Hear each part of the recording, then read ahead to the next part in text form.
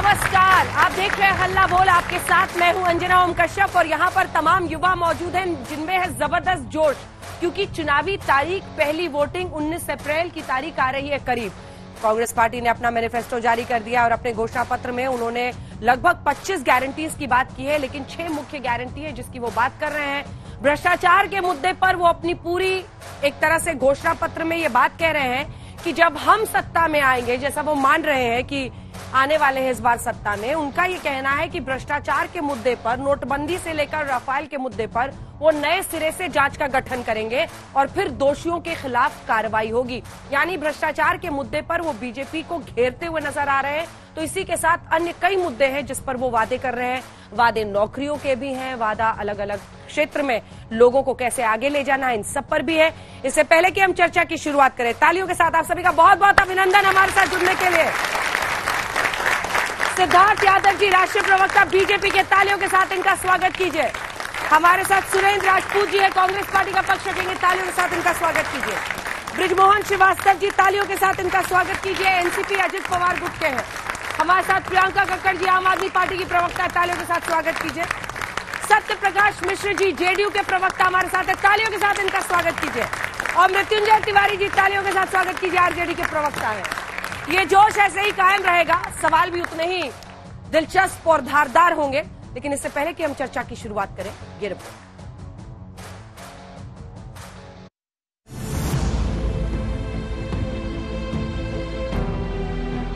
लोकसभा चुनाव 2024 के लिए कांग्रेस ने अपना घोषणा पत्र जारी कर दिया। कांग्रेस मुख्यालय में सोनिया गांधी, राहुल गांधी, मल्लिकार्जुन खड़गे और मैनिफेस्टो कमेटी के अध्यक्ष पी चिदम्बरम ने 5 न्याय और 25 गारंटी का ऐलान करते हुए दावा किया कि जनता बीजेपी की विदाई का मन बना चुकी है। राहुल गांधी ने एक बार फिर बीजेपी पर एजेंसियों के दुरुपयोग का आरोप लगाते हुए इस बार संविधान और लोकतंत्र बचाने का चुनाव बताया।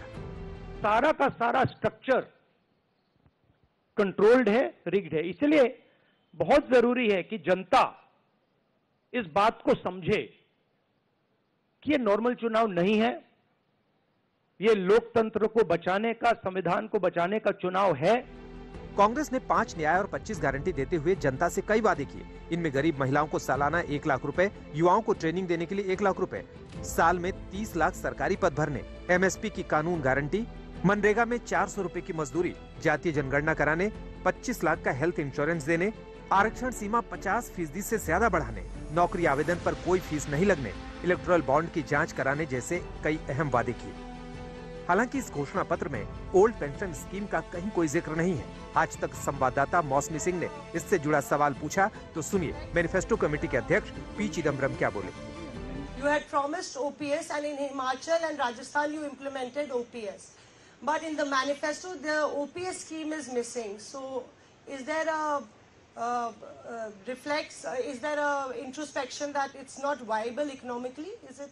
A committee has been appointed under the Finance Secretary, and unless we receive the report of that committee and review it, it would be premature to take a stand on the OPS-NPS controversy.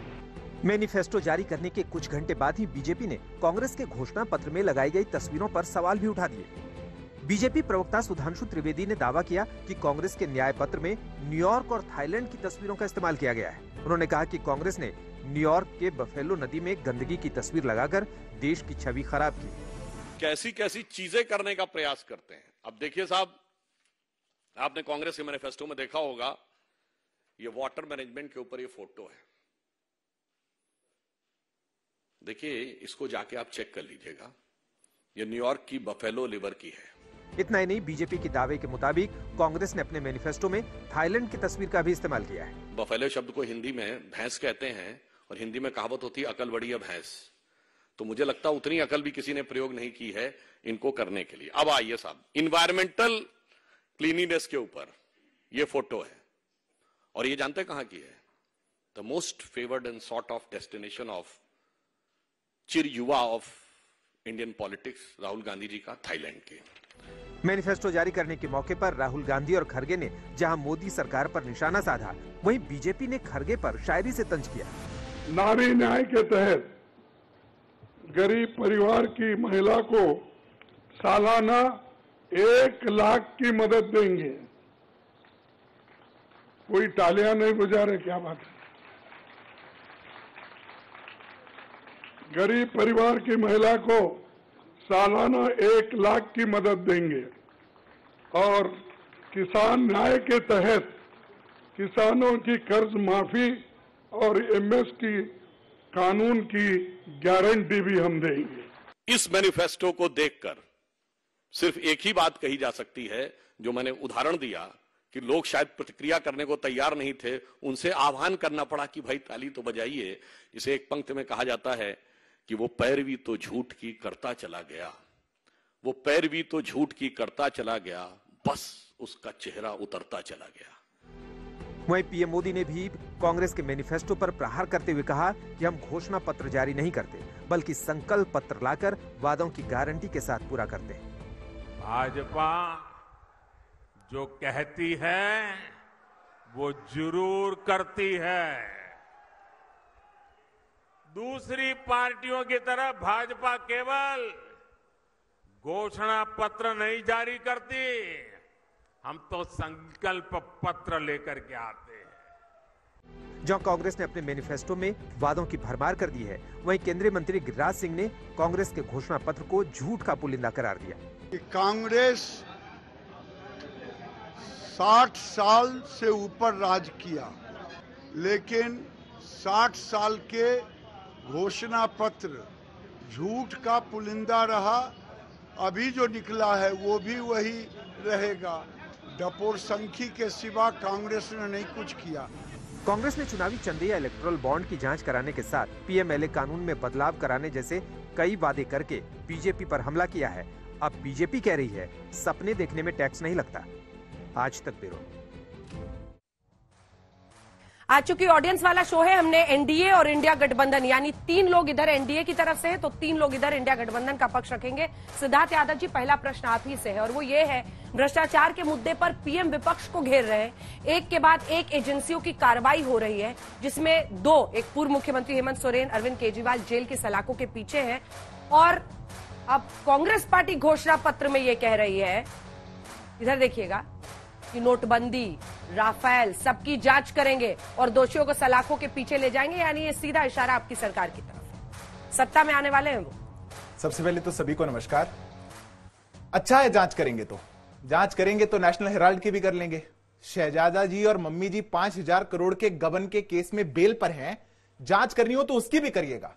इस देश ने, अंजना जी, अभी नहीं भूला है वो इनका कार्यकाल, इनके वो 60 साल और खासकर यूपीए के वो 10 साल, जब ए से लेकर के जेड तक की एक नई परिभाषा इस देश में आई थी। ए से लेकर के जेड तक, Augusta Westland, Bofors, Commonwealth Games, Davis scam, A से लेकर के जेड तक लंबी फहरिस्त थी। और ये लोग आज भ्रष्टाचार की फिर से जांच कराना चाहते हैं। वो वास्तव में प्रियंका जी को अपने साथ लेने की एक साजिश है। वो बता रहे हैं कि केजरीवाल जी का कुछ ख्याल हम रख सकते हैं। ये जो 2-4 नए भ्रष्टाचारी आए हैं, जिनको Guinness book of world record मिल गया है फास्टेस्ट भ्रष्टाचारी बनने का, कि पार्टी बने हुए 10 साल भी नहीं हुए पर इतना बड़ा खोखला कर डाला पूरी दिल्ली को, इनकी शायद हम फिर से चिंता करेंगे। पर रही हमारी बात, हमारी तो कमिटमेंट है अंजना जी, ये चाहे कुछ भी बोलें, और आज ये तीनों बोलेंगे और एक एक तर्क पे इनको जवाब दिया जाएगा। पर हमारी कमिटमेंट है कि इस देश का कोई भी व्यक्ति, कोई भी पॉलिटिकल पार्टी अगर इस देश के खजाने को लूटने का काम करेगी तो जो न्याय संगत उस पर कार्रवाई बनती है, वो न्याय संगत कार्रवाई उस पर की जाएगी। ठीक है, कोई नहीं छोड़ेगा। सुरेंद्र राजपूत जी, वो कह रहे हैं कि प्रधानमंत्री नरेंद्र मोदी कहते हैं कि हम संकल्प पत्र लेकर आएंगे। आप लोग घोषणा कर रहे हैं, ये कर देंगे, वो कर देंगे, ये कर देंगे, वो संकल्प पत्र लेकर आते हैं जिसको वो पूरा करते हैं। तो एक तो मौलिक तरीके से एक अंतर यहां पर दिखाई देता है। दूसरा, सही में आपको अंदर से विश्वास है कि आप लोग आ रहे हैं सत्ता में? 100%। 100%। कितनी सीटें? 300 से ज्यादा। कांग्रेस की नहीं, पूरे गठबंधन की। इतना तो राहुल जी भी नहीं बोल रहे। और एक सबको हंसी आ गई। एक चीज जान लीजिए, सत्यप्रकाश जी थोड़ा सा अपने अपने बारे में बात करें, और विशेष रूप से तो वो लोग बात करें जिसे कहते हैं ना कि सूप बोले तो बोले, क्या बोले, छन्ना जिसमें 72 छेद। कहीं पता चला अगली बार सारी सीटें जीत गए थे पिछली बार मोदी जी के साथ। नहीं तो 7 जीत गए, इस बार क्या पता आपको कि चुनाव बाद हमारे पास पलटी मार जाएंगे तब, उसके बाद ना। हाँ तो उसमें कोई बहुत बड़ी बात नहीं। तो काहे ऐसी चीज बोल रहे हैं, अपने बारे में बोलिए ना। 2-3 चीजें बड़ी साफ हैं। एक बात तो इन्होंने जो अभी हमारे भाई ने करी, सिद्धार्थ जी ने, कहने लगे कि साहब जांच होगी, शहजादे की होगी, तो शाहजादे की भी तो जांच होगी ना। और जांच दुनिया की सबसे बड़ी भ्रष्ट पार्टी की होगी, जिन लोगों ने राम मंदिर के नाम पर भी चंदा चोरी की, इलेक्टोरल बॉन्ड के नाम पर भी चंदा चोरी की, और जो लोग चंदे को धंधा बना करके पहले सीबीआई की रेड डाले हैं, ईडी की रेड डाले हैं, इनकम टैक्स की रेड डाले हैं, और उसके बाद 55 करोड़ रुपए करके 8,900 करोड़ रुपए जो चंदा लिए हैं इलेक्टोरल बॉन्ड के नाम से, सबकी जांच होगी। इसमें जांच में कहीं कोई कमी नहीं होगी, बिल्कुल कमी नहीं होगी। रही बात गारंटी की नरेंद्र मोदी जी की, तो अगर गारंटी की बात अंजना जी आप कर सकती हैं, बच्चे बैठे हुए हैं, 2014 में 2 करोड़ नौकरियों की गारंटी दी थी मोदी जी ने, हर साल 2 करोड़ नौकरी देंगे। यहां किसी के बड़े भाई को मिली हो, किसी के और किसी को मिली हो, 2 करोड़ नौकरियां मिली हो तो जरूर बताएंगे। उसके बाद इन्होंने गारंटी करी थी कि अब बहुत हुई महंगाई की मार, 395 रुपए का सिलेंडर था, 1000 रुपए में बेच रहे हैं, 295 का करने का वादा किया था। पेट्रोल 40 रुपए में करने का वादा किया था, 120 रुपए में बेच रहे हैं। आप कितने में देंगे सिलेंडर? क्या चीज? सिलेंडर हम तो सिलेंडर पे ऑलरेडी 450 रुपए में हमने कहा है कि गरीब लोगों को 450 रुपए में सिलेंडर मिलेगा। बहुत साफ है। पहले राजस्थान में भी घोषणा हुई, मध्य प्रदेश में भी हुई, छत्तीसगढ़ में भी हुई, हिमाचल में हम दे रहे हैं, और कर्नाटक में हम ऑलरेडी दे रहे हैं, तमिलनाडु में देना बाकी है। 6 लोग हैं, छोटा छोटा कमेंट ले लेते हैं दूसरे राउंड में। ब्रिजमोहन जी, आप भी कुछ बताइए। मतलब सब मोदी के ही सहारे तो आप लोग सब आगे बढ़ रहे हैं ना चुनाव में। निश्चित रूप से मोदी जी के सहारे तो है ही, इसलिए कि पूरा देश ये चाहता है इस बार कि इस देश का नेतृत्व आदरणीय नरेंद्र मोदी जी ही करें, क्योंकि उनके पास सिर्फ पिछले 10 साल की उपलब्धियों की बात ही नहीं है, उनके पास आने वाले दिनों में 25 साल का एक ब्लूप्रिंट भी है। क्योंकि आज हमारे देश की जनसंख्या 1 अरब 40 करोड़ है, अब से 25 साल बाद हम लोग 1 अरब 75 करोड़ के आसपास होंगे। इन लोगों के इतनी सारी लोगों की व्यवस्था करना, इतने लोगों की जीवन यापन को उचित और बेहतर तरीके से बनाना, समृद्ध बनाना देश को, इसका योजना अगर किसी के पास नहीं होगी तो ये देश चलेगा कैसे? ये योजना एकमात्र आदरणीय नरेंद्र मोदी जी के पास है। इसलिए हम लोगों ने तय किया कि हम उनके साथ एनडीए में काम करें, और देश का जो एक मन है उस मन के साथ हम लोग काम कर रहे हैं, और यही कारण है। और आपके नेता तो भ्रष्टाचार के आरोप में, आपके जो सर्वोच्च नेता हैं वो जेल में है, तो आप लोग कैसे उम्मीद कर रहे हैं कि इस बार कुछ करेंगे, या फिर सिंपैथी वोट के सहारे सोच रहे हैं? अंजना जी देखिए, हमारा मुकाबला बंगारू लक्ष्मण की पार्टी से है, जिसकी छत्रो छाया में आज Adarsh scam, Narada scam, Saradha scam, Vyapam scam, Waterloo scam, सारे स्कैमस्टर्स सब बंगारू लक्ष्मण की पार्टी में एक जगह इकट्ठा हो गए हैं। हमारे नेता इसलिए जेल में है क्योंकि दिल्ली एकमात्र राज्य है जो प्रॉफिट में है। लगातार साल दर साल उसका बजट, हमने बेहतर बजट पेश किया है। ये हुआ है जब हमने फ्री शिक्षा, फ्री स्वास्थ्य, फ्री पानी, फ्री बिजली, फ्री महिलाओं को बस यात्रा, फ्री बुजुर्गों को तीर्थ यात्रा, और अब हर महीने 1000 रुपए प्रति महीना स्कीम भी निकाली। 1 सेकेंड सर, आप झूठ मत बोलिए, आप अब पलटी मार चुके हैं सर। थोड़ा सा पेशेंस रखेंगे, क्योंकि अब ब्रिजभूषण जनता पार्टी में आ गए, उसका मतलब ये नहीं महिलाओं को टोकेंगे। बोलिए। इसके बाद सुनिए, आप ब्रिजभूषण जनता पार्टी के, आज मुझे समझ आती है, आपका नेचर आज बदल गया है, पलट गए आप। सुनिए, जो हमारे ऊपर भ्रष्टाचार के आरोप लगाए हैं अरविंद केजरीवाल जी के ऊपर, वो सिर्फ इसलिए क्योंकि इनके सारे स्टेट, इनसे पूछिए एक स्टेट बताए भाजपा का जो प्रॉफिट में हो, 200 लाख करोड़ के कर्जे में है। हमारे नेता अरविंद केजरीवाल जी को किसके आधार पर अंदर किया गया? 2 बयानों के आधार पर, क्योंकि इन्होंने पीएमएलए कानून में ऐसे संशोधन किए कि सिर्फ बयानबाजी के आधार पर, इसने कहा उसने कहा के आधार पर किसी को भी जेल में रखा जा सकता है। वो 2 बयान कौन से हैं? पहला है शरत रेड्डी का, जिससे इन्होंने 60 करोड़ रुपया लिया। 60 करोड़ लेने के बाद शरत रेड्डी वो व्यक्ति है जो कोर्ट जाता है, कहता है मेरे पे दबाव पड़ रहा है अरविंद केजरीवाल का नाम लेने का, मैं नहीं लूंगा। फाइनली इससे 60 करोड़ बीजेपी को जाता है, सरकारी गवाह बनता है, बेल होती है। दूसरा बयान है मगुंता रेड्डी का, जो भाजपा की टिकट पे कॉन्टेस्ट कर रहे हैं आंध्र प्रदेश में। ऐसे गवाहों के बयान पर पीएमएलए के कानून में हमारे नेता को अंदर करा हुआ है। उसका मतलब ये नहीं कि वो भ्रष्टाचारी है। अरविंद केजरीवाल जी कट्टर ईमानदार थे, एक आप भी और रहेंगे। बंगारू लक्ष्मण की पार्टी नहीं है हमारी। देखिए, महिला है, मैं सम्मान करता हूँ देश की तमाम महिलाओं का, ये बात सच है। ये बात सच है कि दिल्ली में करते हैं कि नहीं करते? कुछ ज्यादा करते हैं। दिल्ली में एक के साथ एक फ्री शराब की बोतल मिल रही थी। एक के साथ एक शराब की बोतल फ्री मिल रही थी। रही बात, उत्तराखंड में हर घर में आप दारू का बार खोल सकते हैं। आप तो नशा मुक्ति अभियान चला रहे थे ना पंजाब में, आप मत बोलिए बीच में, आप बीच में मत बोलिए। अयोध्या में हर पंजाब बीच में अभी आपने टोका उनको, तो ये सीखेंगे पे फिर चुप हो गए। पंजाब में अरविंद भाई जो हैं बड़े नेता हैं इनके पार्टी के, गए बोले नशा मुक्ति, दिल्ली में आए एक के साथ एक फ्री 850 दारू का दो। उस पर बात नहीं करना चाहता मैं, बात मैं इस चीज पर करना चाहता हूं जो कांग्रेस का ये न्याय के नाम पे एक भटकाऊ पत्र आया है, उस पर जो भूल भुलैया है उस पर बात करते हैं। जम्मू कश्मीर को कहा कि उन्होंने कहा कि स्टेटहुड देंगे, एक चीज भूल गए वो, मुझे लगता है आने वाले में कहेंगे अमेठी को लोकसभा का सीट ही हटा देंगे, कोई लड़े ही नहीं चुनाव, क्योंकि वो वायनाड से अमेठी तो पहुंच नहीं रहे लड़ने के लिए चुनाव। आप तो चुप रहिए ना, उन्होंने सवाल नहीं पूछा, मैं आ रहा हूँ। आप ये अगर तब आप बोलिए, फिर आप बोलिए, सुन लीजिए अभी तो इतना। अरे मैं मैनिफेस्टो पे आ रहा हूँ। अरे पहले भी आपका एक मैनिफेस्टो आया था, पहले भी एक न्याय पत्र आपका बहुत पहले आया था कि किसानों को कुछ पैसे देंगे, उससे ज्यादा पैसे और कर्ज माफी मोदी जी की सरकार में। अरे प्रियंका काकड़ मतलब मैं आपके बीच तो बोला नहीं, नहीं बोलेंगे आप बोलिए, अब मेरे बीच में नहीं अब आप बोलते रहिए, ठीक है, आप बोलते रहिए। पहले भी ऐसा न्याय पत्र आया था और देश ने 70 साल का मैनिफेस्टो से उनकी सरकार के रहते हुए इस देश को देखा है कि भ्रष्टाचार के सिलसिलेवार ढंग से एक घोटाले हैं। जो सिद्धार्थ जी ने अभी कहा, तो सबसे पहली बात है कि इस देश में साख किसकी है कि जिसने जो कहा वो किया।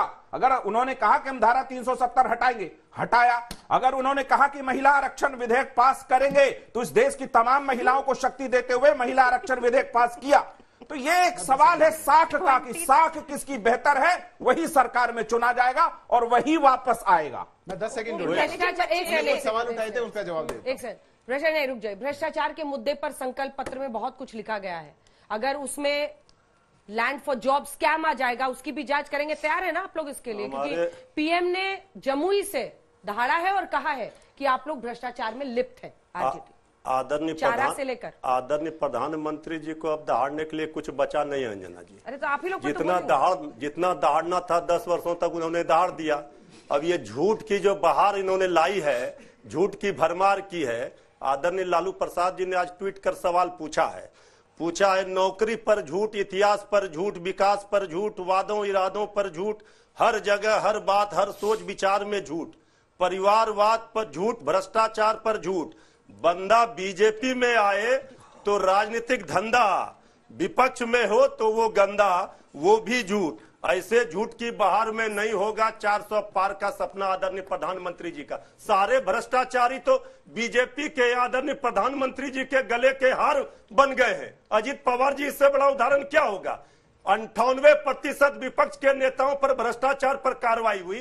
क्या हुआ इसका? सारे दूध के धुले हैं जो बीजेपी, अभी तो लाइन लगी हुई है इनके पार्टी में, बीजेपी में। रोज आप कल सवाल पूछ रहे थे, माला पहना कर शामिल कर रहे, सब शुद्ध हो रहे हैं ना वॉशिंग पाउडर वॉशिंग मशीन में। ये क्या भ्रष्टाचार पर बात करेंगे? भ्रष्टाचार पर बात करने का कोई नैतिक बल नहीं है। ये 400 पार में 100 पार भी नहीं होंगे। छोटा सा जवाब दे देता हूं।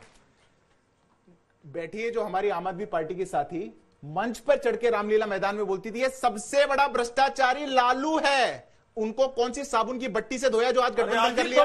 ये कौन सा साबुन की बट्टी थी? मतलब हमारे पे तो सवाल पूछे। दूसरी बात अब सुन लीजिए, मैं दूसरा आग्रह करूंगा। मैं अकेला युवा हूं इस पैनल पे और सारे युवा बैठे हैं। नीतीश कुमार जी क्या बोल रहे थे? सुन लीजिए, गुस्सा मत हुए, सुन लीजिए। युवाओं का समय बहुत कीमती होता है, बर्बाद। सुन लीजिए। अब ये आम आदमी पार्टी नहीं, आम अराजक पार्टी की प्रवक्ता यहाँ पे बड़ा चीख के कह रही थी। अरे एक सेकंड मैडम देखिए, आप लोगों से अरे युवाओं का समय कीमती होता है, समझिए इस बात को। सुनिए बात प्लीज, मुझे अब देखिए, अब बड़ी बड़ी बात कर रहे थे। उन्हें बोला शरद रेड्डी, बड़ा बड़ा नाम ले रहे हैं, और जिनका नाम है और जिनके बारे में कहना चाहते हैं कोर्ट में जाके क्यों नहीं कहते? अगर जिसको बेल मिल गई 6 महीने में, उसके लिए कौन सी अमेंडमेंट हुई थी? और जिसको 1.5 साल से नहीं मिल रही उसको क्या हो गया? अरे आप ही के वकील ये टीवी पे कुछ और बोलेंगे और कोर्ट में कुछ और बोलेंगे। कोर्ट में एक बार भी नहीं बोला अरविंद केजरीवाल ने कि मैं कोऑपरेट कर रहा हूं। ईडी ने बोला पासवर्ड नहीं दे रहे। जो चोर होगा वही पासवर्ड नहीं देगा। कहने से कोई भ्रष्टाचारी कैसे होगा? मैं माना सुनिए अभी नेहा जी सुनिए। अरे कोई करप्ट है? ठीक है, कुछ सवाल लेते हैं, कुछ सवाल लेते हैं, जल्दी पूरा कीजिए ना। आपको मैं कह रही हूँ बात कीजिए। उनके कार्यालय पे मृत्युंजय जी आप यहाँ आ जाइए, मैं बाहर चली जाती हूँ, आप यहाँ आ जाइए प्लीज सर। आप तो मजाक बना दिया आप लोगों ने, प्लीज हम कह रहे जवाब बीच में मत बोलिए, चिल्लाना बंद कीजिए। उनके कार्यालय में प्रिंटर अच्छा है, दूसरे चैनल पे कीजिएगा प्लीज, बारी बारी में। उनके कार्यालय में प्रिंटर अच्छा है तो प्रिंट करा के लाइए। मैं तो एक बात पूछता हूँ, पॉलिसी बनाई आपने, जोन बांटे आपने, ठेके बांटे आपने, बोतल पे बोतल दी आपने, फायदा किसी और को, वापस ले लिया आपने, विधानसभा में खड़े होकर बोला आपने, घाटा हुआ आपकी सरकार को, फायदा किसी और को। और कौन से प्रॉफिट की बात करते हैं आप? दिल्ली का कोई भी व्यक्ति यहां पे बैठा होगा युवा, वो जाकर के बता देगा 10 साल में देश की राजधानी में आप पाइपलाइन से पानी नहीं पहुंचा पाए, जल बोर्ड का इतना बड़ा स्कैम आपने किया, काला पानी लोगों के घरों में आ रहा है, और फिर आप मॉडल की बात करते हैं। कौन सा मॉडल है वो? कोई मॉडल नहीं है। इनने लोगों ने, इनके लिए तो एक शेर मेरे को याद आता है, मैं बचाता रहा दीमक से कुर्सी अपनी, और ये चंद कुर्सी के कीड़े पूरी दिल्ली खा गए। हम बचाते रहे देश की जनता, बचाते रहे कि दिल्ली को कैसे बचा ले, और ये लोग खा गए, और फिर मॉडल की बात करते हैं। ठीक है, अब प्रियंका जी एक सेकंड। ये शराब घोटाले पे कांग्रेस पार्टी आपके बगल में खड़े हैं, चूंकि अब साथी आपके हो गए तो इन्होंने डाला नहीं आपका घोटाला, वरना ये तो पीठ थपथपाते थे। तो इन्होंने तो बीजेपी का भी नाम लिया था, तो बीजेपी का नाम लिया था पॉलिसी के ऊपर, साइन तो एलजी के भी थे, क्यों नहीं एलजी को दिया? जवाब देने, एलजी को क्यों नहीं इन्होंने इन्वॉल्व किया? एलजी ने साइन किया था ना पॉलिसी के ऊपर। पूछिए इनसे एलजी कैसे बाहर रह गए, इनसे पूछिए इनका फाइनेंस सेक्रेटरी, इनका लॉ सेक्रेटरी। सुनिए मेरी बात अंजना जी, सिंपल सी बात, अगर एक मनी लॉन्ड्रिंग का केस है तो मनी होना जरूरी है ना, मनी की ट्रेल होनी जरूरी है ना, वो मिल नहीं रही। सूत्र बता रहे हैं सिर्फ न्यूज में कि आप लोग जज साहब को बताते हैं अभी ये तथ्य अभी सामने आया है, ये तथ्य अभी सामने आया है, ये हमने रख दिया है, और अब बेल पे बेल होंगी सबकी, हमारे एक एक नेता छूटेंगे और इनका पर्दाफाश होगा झूठों का। मेरा क्वेश्चन बीजेपी प्रवक्ता से, एक मिनट रुकिए आप। Thank you welcome. बीजेपी प्रवक्ता से, आप और जेडीयू वाले आप दोनों कह रहे थे कि इन्होंने, आपने 370 का वादा किया, हटा दी, सारे वादे पूरे करो, तो किसानों के लिए क्यों नहीं करे? 2019 के पत्र में आपने लिखा था 60 से ज्यादा उम्र के किसानों को हम वो देंगे, क्या कह देते हैं, मतलब कि जो उन्होंने वादे किए थे वो पूरे नहीं किए। ऐसे क्या वादा किया था? कि अभी किसान जो आंदोलन कर रहे थे 60 साल से ज्यादा जितने भी किसान हैं उन्हें पेंशन दी जाएगी, पेंशन को लेकर, वो नहीं।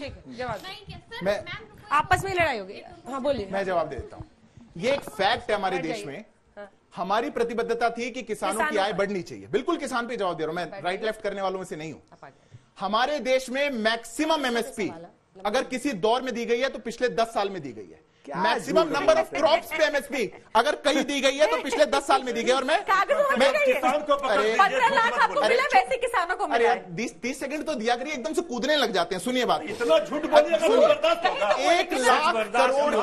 1 लाख करोड़ का कृषि इंफ्रास्ट्रक्चर का बजट हो गया हमारा, और इंक्रीज बताऊं 109% का इंक्रीज है नॉर्थ राइस एक्सपोर्ट में, 1500%। अरे आप उनकी चिंता मत करिए, आप उनकी चिंता मत करिए। देश का किसान फिर भी आदरणीय प्रधानमंत्री नरेंद्र मोदी को वोट दे रहे हैं। बच्ची कुछ पूछ रही है, ये बच्ची क्या पूछ रहा? क्योंकि पूछे चिल्ला क्यों रहे हैं, यही पूछ रही थी ना, धीरे से कह रही है चिल्ला क्यों रहे हैं। अगर सब नहीं बोलेंगे तो सुनाई नहीं देगा। सब अग्री करेंगे तो 30 सेकंड इनको बता दो सबको कि सबके माइक लगे हुए हैं। बोलो आप बताओ, माइक लगे हुए हैं, माइक आपके माइक लगे हुए हैं, आपको चिल्लाने की जरूरत नहीं है, सुनाई दे रहा है। झूठ बोलेंगे तो चिल्लाना पड़ता है। मैं प्लीज क्वेश्चन पूछ लो अपना। पूछे जल्दी। मेरे 2 क्वेश्चन है छोटे छोटे। पहला मेरे को आम आदमी पार्टी से, मैं प्रियंका जी से पूछना है, जो एक प्रेस कॉन्फ्रेंस में आया था इसमें बोला गया था कि आप लोग आंखें बंद कीजिए, आपके आसपास ही है केजरीवाल जी, तो मतलब कैसे, वो तो जेल में है ना। आप डर मत कीजिएगा, आंख बंद, डर हो जाएगा। कहते थे सुनीता केजरीवाल जी कहती है उनकी केजरीवाल जी अंदर है लेकिन उनकी आत्मा बाहर है, आंखें बंद करिए, महसूस करिए, वो सामने आपको दिखेंगे। मतलब ये क्या नौटंकी है। दूसरी बात केजरीवाल जी बोलते हैं कि यमुना साफ करेंगे, कितनी बार केजरीवाल जी ने डुबकी लगवा ली यमुना जी में।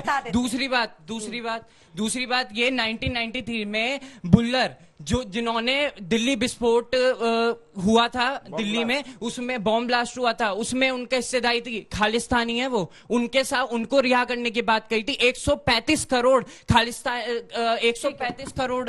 सवाल क्या है? सवाल ये है कि अगर इतने ईमानदार हैं केजरीवाल जी, तो 135 करोड़ खालिस्तानी ग्रुप ने उन्हें फंडिंग करी है। तो जवाब सुनिए। देखिए, अब जाइए। पहला सवाल आपने मुझसे पूछा, वो मैं आपको बता दूं। हम जो हमारे अरविंद केजरीवाल जी हमारे लिए एक विचार है। वो एक ऐसे व्यक्ति हैं जिन्होंने एक विजन, प्लीज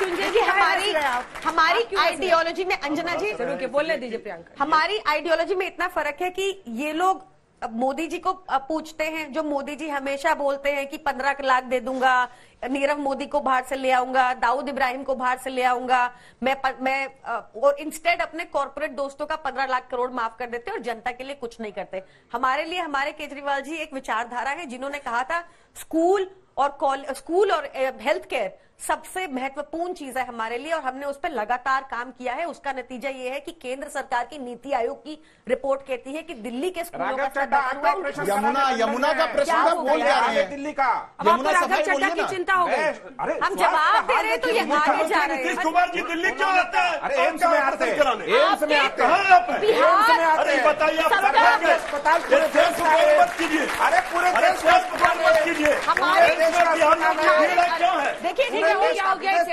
17 वर्षों में क्या किया? कोविड में दिल्ली का स्वास्थ्य मंत्री सवाल उस बच्चे का ये था, कांग्रेस के मैनिफेस्टो पे देखिए चर्चा है, लेकिन कैसे, सुनिए, सवाल उसका ये था कि इमोशनल ड्रामा क्या बिल्ड किया जा रहा है सहानुभूति पाकर वोट पाने के लिए। बिल्कुल भी नहीं, ये उसका सवाल था। देखिए, सुनीता जी का लहजा था, उस पर सवाल था। नहीं, वो ऐसा बिल्कुल भी नहीं।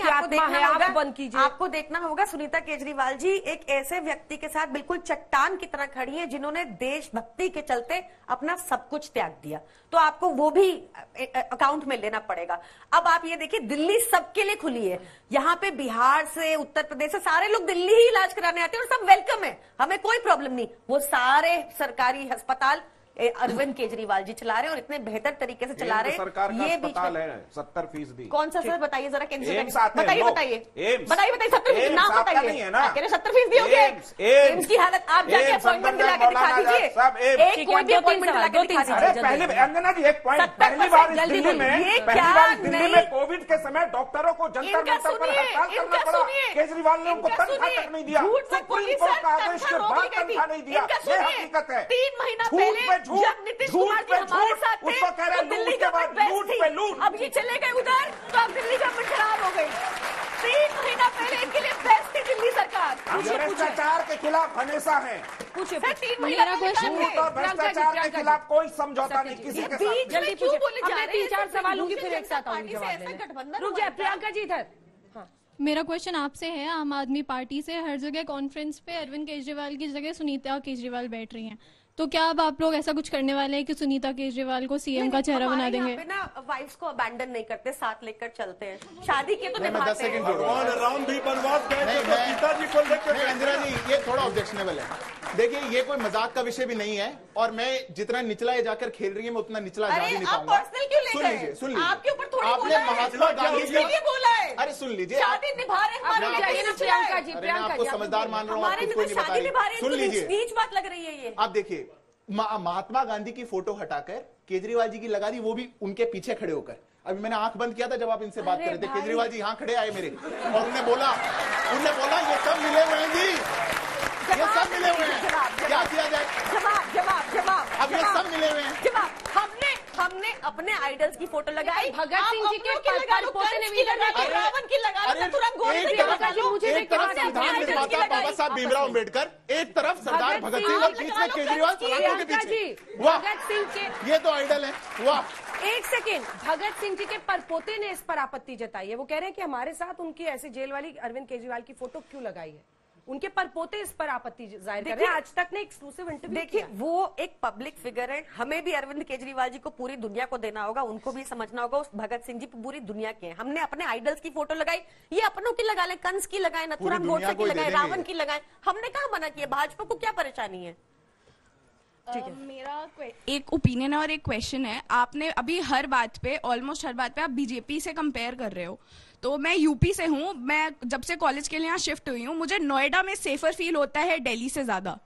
ऑल्सो आप लोगों के जितने भी मैनिफेस्टो आए हैं ऑपोजिशन के, उसमें मोस्टली ये लग रहा है कि आप कॉम्पिटिट करके वो चीज कर रहे हो। हमें यूथ को ऐसा कोई फील नहीं हो रहा कि बीजेपी की जगह कोई उतने ही लेवल का कॉम्पिटिटर हो, मिस्टर राजपूत उतने ही लेवल का हो। ऐसा क्यों है? बता दीजिए, इसके अधीन है। बिटिया 2-3 चीजें तुमने बड़ी अच्छी पूछी और तुमको धन्यवाद है। लॉ एंड ऑर्डर जो होता है स्टेट सब्जेक्ट है, और दिल्ली का law and order home ministry के अगेंस्ट में है जो अमित शाह जी चलाते हैं। तो दिल्ली की जो पुलिस है वो अमित शाह जी के अगेंस्ट में है, और अगर योगी जी की पुलिस ज्यादा अच्छी है और अमित शाह की कम अच्छी है तो सिद्धार्थ बता दे कौन सी अच्छी है, 10 सेकंड सुन लेना, मैं बता दूंगा। अब सुनिए तब, या सिद्धार्थ भाई हम किसी के बीच में मैं भी बोल ही नहीं रहा, आप शांति रखिए। रही बात महिलाओं के प्रति सम्मान की, तो बिटिया मणिपुर से उठा लो, क्या क्या किया था तुम लोगों के सामने मैं बोल नहीं सकता। आज तक मणिपुर पर एक भी बात नहीं आई। अब तुम दिल्ली की भी उठा लो, साक्षी मलिक को और विनेश फोगाट को किस तरीके से दिल्ली की पुलिस घसीट घसीट के दिल्ली में ले जा रही थी, वो सारा दृश्य सबने देखा।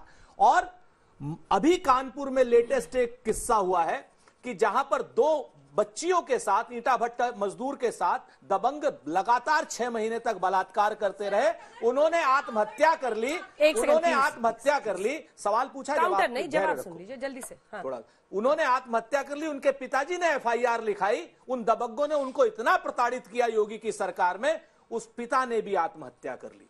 ये परिस्थितियां हैं पुलिस की उत्तर प्रदेश में और दिल्ली में, और दोनों जगह पर भारतीय जनता पार्टी की सरकार है। और एक खाली आखिरी बात कह दे रहा हूं, आपके नेता पर विश्वास नहीं जग रहा, वो कह रहे हैं आपके घोषणा पत्र से युवाओं में विश्वास नहीं जगता, इसका तो जवाब देखिए, मैं अगर इसके विश्वास नहीं जग रहा है तो हमारे अंदर कुछ कमी है। हम इसको पूरी तरीके से कोशिश करेंगे कि इस बिटिया को जो है हमारे घोषणा पत्र पर विश्वास जगे। ये हम पूरी कोशिश करेंगे क्योंकि जनता हमारे लिए जनार्दन है। अब सुन लीजिएगा, बहन ने बहुत अच्छा सवाल पूछा था।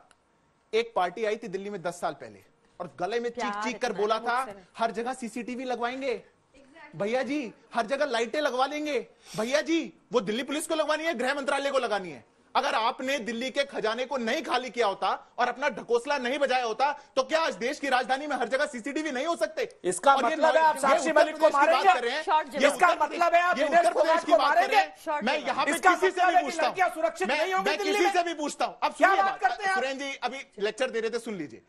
उत्तर प्रदेश की बात कर रहे थे आप। आज तक का कोई भी व्यूअर और यहां बैठे कोई भी लोग याद कर लीजिए योगी जी से पहले का दौर, घरों से उठा के ले जाते थे। क्या हालत हुआ करती थी उत्तर प्रदेश में, वो किसी को याद दिलाने की जरूरत नहीं है, किसी को याद दिलाने की जरूरत नहीं है। आज अराजकता खत्म हो गई, गुंडे घरों में घुस गए, जेल जाने से भी डर रहे हैं और ये लोग। मैम मेरा सवाल आपसे है कि जो अरविंद केजरीवाल जी की वाइफ हैं वो पीछे उनकी तस्वीर लगा रखी है और अरविंद केजरीवाल जी का एक स्टेटमेंट है, वो कह रहे हैं कि अगर वहां पे अंबेडकर जी की और भगत सिंह की तस्वीर है तो वहां पे किसी भी पॉलिटिशियन की तस्वीर नहीं होनी चाहिए। और बात रही CCTV कैमरा की, मेरे एरिया में न्यू दिल्ली से है शायद विधायक वहीं अरविंद केजरीवाल, वहां से आपके वहां वोट मांगने आते हैं, कहते हैं कि हम संसद का चुनाव लड़ रहे हैं, हमें वोट दे दो, और कहते हैं कि CCTV कैमरा कोने में लगा हुआ है, वहां पे कोई भी नहीं रहता है। वहां से उन्होंने बोला कि हम इसको 1 हफ्ते के अंदर वहां से वहां लगा देंगे, लेकिन आप आम आदमी पार्टी को वोट देना।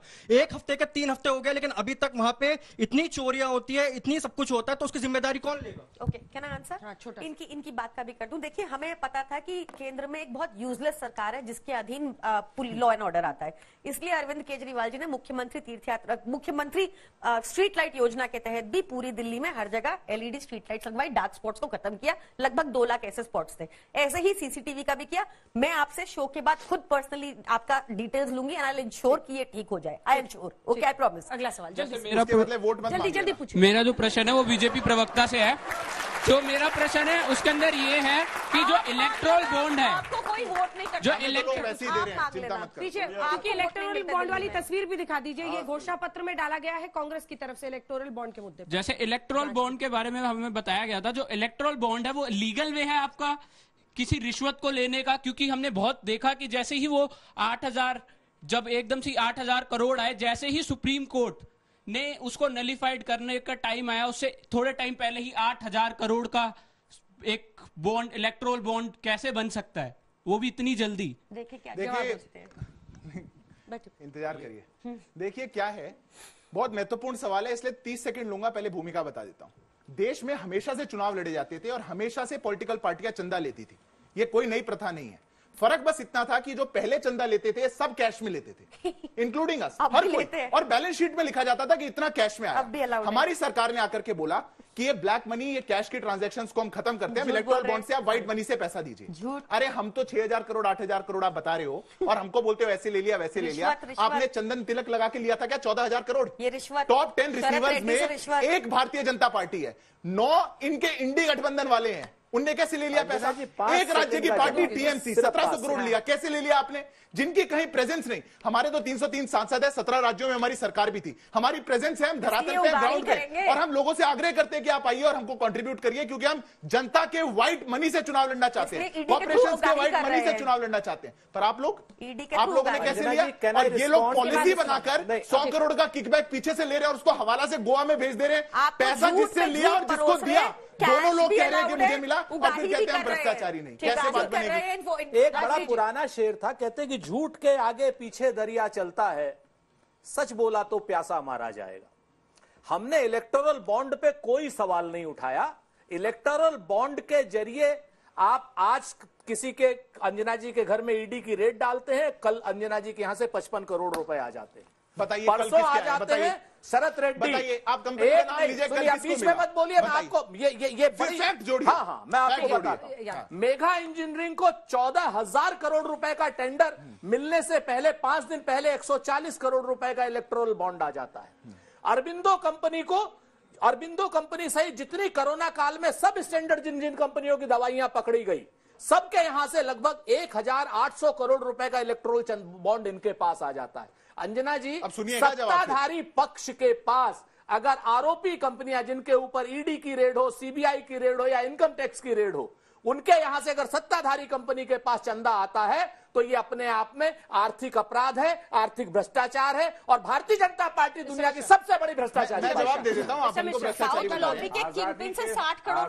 आंदोलन में भी और उस समय के बाद में भी गांधी जी ने भी लिखा और बाकी लोगों ने भी बात की कि राजनीतिक दल कैसे चले, उसका पैसा कहां से आए और कितना पारदर्शी हो।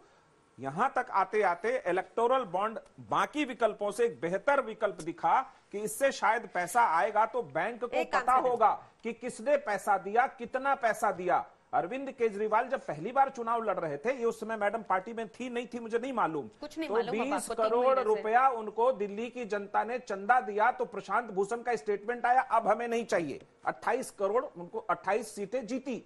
दूसरी बात, एक देश का बहुत बड़े पत्रकार है, उन्होंने सामने होकर अरविंद केजरीवाल को पूछा ये 50 लाख कहां से आए? तो मैं एड्रेस थोड़ी पूछूंगा जी किसने कौन देके गया हमें। वो दूसरा सवाल कहते कि करावल नगर में कोई कंपनी चल रहा है, आपको 50 लाख देके चला जाएगा। इस तरह से राजनीतिक दलों के इलेक्टोरल बॉन्ड से हर पार्टी को पैसा मिला है। सुप्रीम कोर्ट ने अगर कोई फैसला दिया है तो बहुत अच्छी बात है, उस पर कोई दिक्कत नहीं है। सुप्रीम कोर्ट ने राहुल गांधी पे फैसला दिया, रफाल पे चपत लगाई, चौकीदार चोर चोर बोल रहे थे, बोला कि चपत लगाई तो चुप हो गए। नहीं, चौकीदार तो चोर है, मैं नहीं मानते। चौकीदार चोर है, चौकीदार को लेकर के कोई कहा है सुप्रीम कोर्ट के आप ये भाषा मेंटेन कर रहे हैं ना, फिर ये भी बोलेंगे फिर मुझे मत टोकिएगा। ये सभी राजनीतिक दलों को सोचना होगा एक साथ बैठकर इस देश की राजनीति और कैसे साथ हो, इसमें कोई दिक्कत नहीं है। नेता को वो चोर चंदा बोलेंगे, बहुत पारदर्शी हो, ताली बजाते रहिएगा, कोई दिक्कत नहीं है। भाषा की मर्यादा रखिए।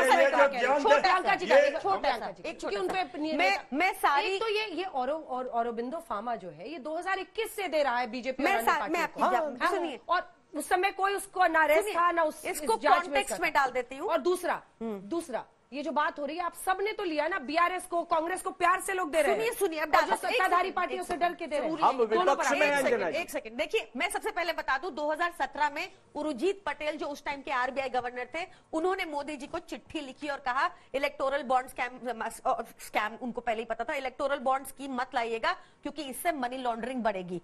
उर्जित पटेल ने भी नहीं सोचा था कि भाजपा की ईडी, उसके बाद उनको रिजाइन करना पड़ गया था। उर्जित पटेल ने भी नहीं सोचा था कि भाजपा की ईडी इससे उगाही करेगी। जो आप कह रहे हैं बात सही है, पर यह जरूरी है आंसर करना क्योंकि इसको साउथ लॉबी का किंगपिन बता रही है भाजपा की ईडी और भाजपा।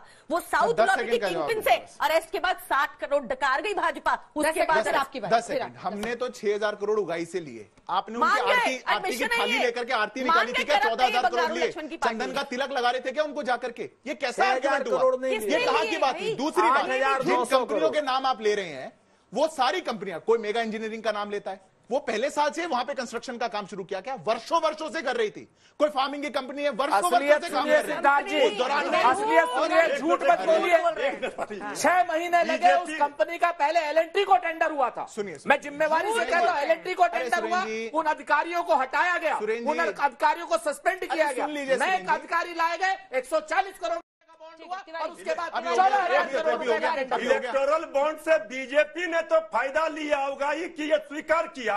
अब जेडीयू का तो और अजीब सा दास्तान है। इन्होंने कहा है सुप्रीम कोर्ट में 10 करोड़ रुपया लिफाफा में कोई रखकर चला गया। अब ऐसा हिंदुस्तान में 10 करोड़ रखने लगा। मेरा क्वेश्चन आपसे है कि आप बोल रहे हैं कि अरविंद केजरीवाल जी को फंसाया जा रहा है, तो 1 अप्रैल को ईडी में अरविंद केजरीवाल ने ये खुद एक्सेप्ट करा है कि वो विजय नायर, आतिशी और सौरभ भारद्वाज को से मतलब रिपोर्ट करते थे, तो फिर वो उनको फंसाया कैसे जा रहा है? एक साथ जवाब दीजिएगा, एक साथ। जेडीयू जो अभी फिर से बीजेपी के साथ आई है, तो जो अभी पहले क्या होता था कि नीतीश कुमार जी कहते थे कि हम मर जाएंगे लेकिन हम उनके साथ नहीं जाएंगे, और लेकिन आज उनके साथ शामिल हो गए। एक लाइन में कि नीतीश जी फिर पलटेंगे। फिर पलटेंगे क्या? एक चीज बहुत अच्छा आपने कहा, एक साथ जवाब दीजिएगा। 2 बच्चों का और सवाल है। मेरा क्वेश्चन बीजेपी प्रवक्ता से है। मोदी जी कहते थे कांग्रेस मुक्त भारत बनाएंगे, लेकिन आज पूरा बीजेपी ही कांग्रेस युक्त हो गई है। सर मैं महाराष्ट्र से आता हूं, तो मैं दोनों लोगों से सवाल पूछना चाहूंगा बीजेपी प्रवक्ता से। अजीत पवार को सिंचाई आंदोलन, सिंचाई करप्शन में, सिंचाई घोटाले में देवेंद्र फडणवीस चक्की पीसिंग, हाँ, देवेंद्र फडणवीस दिन रात चक्की पीसिंग करते रहते थे। लेकिन आज ऐसा क्या हुआ कि ऐसा क्या बीजेपी करती कि बीजेपी के आने के बाद सब कुछ धुल जाता है? शिकायत होना, उसकी जांच होना और जांच के बाद उस शिकायत की सत्यता साबित होना, इन तीनों चीजों में फर्क है।